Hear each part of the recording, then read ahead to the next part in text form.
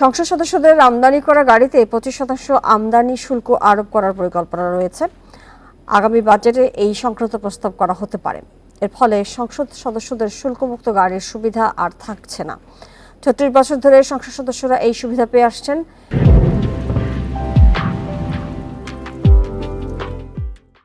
NBR এর সূত্রগুলো বলছে, ফলে সরকার বিপুল পরিমাণ রাজস্ব হারাচ্ছে। তাই প্রথম দফায় 25% আমদানি শুল্ক বসানো হতে পারে। তবে সম্পূরক শুল্ক সহ অন্যান্য কর মওকুফ থাকবে। সংসদ সদস্যদের আনা গাড়ির ওপর আমদানি শুল্ক বসালেও তারা অন্যান্য সুবিধা পাবেন।